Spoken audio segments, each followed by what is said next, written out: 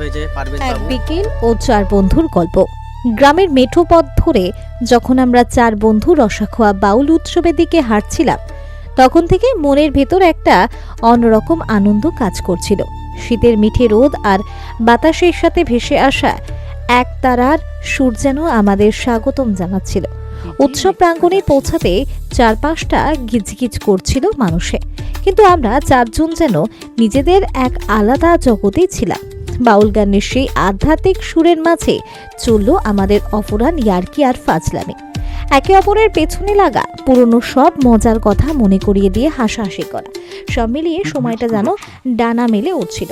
কেউ একজন হয়তো মজার কোনো মন্তব্য করলো, আর বাকিরা হাসিতে ফেটে পড়লাম। সেই হাসির শব্দ বাউল আসরের আনন্দের সাথে মিলেমিশে একাকার হয়ে গেল। গানের আসর থেকে উঠে আমরা যখন খাবারের দিকে মন দিলাম, তখন শুরু হলো আসল ধুম।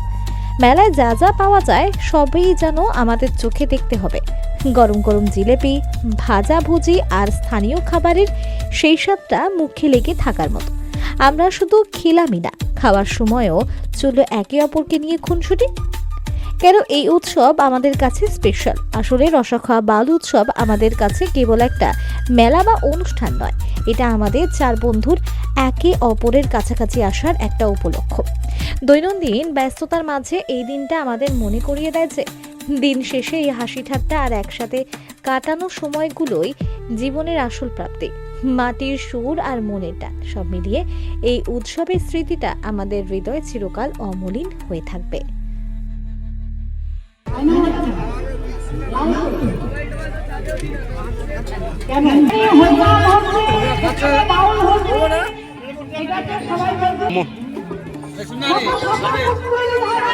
দাদা কি খাচ্ছ তুমি? হ্যাঁ,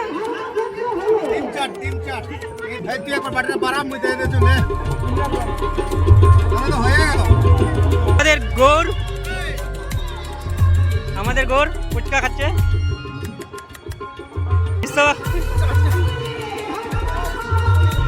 কেমন লাগছে? সেই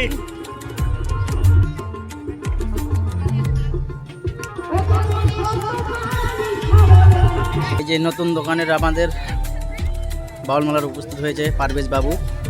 এখন কিছু বলবে, বলবে দোকানদার জলামারি বানাবেন। আমরা তো চারটা বন্ধু মিলে আজকে রসাখোয়া বাউল যেটা হচ্ছে বাউল ঘুরতে আসলাম। এখন আমি কি তারপরে গোরদা দেশি ডিম যদি খায় তাহলে 30 টাকা। ডিম না চার্জ করতাম সালাম আর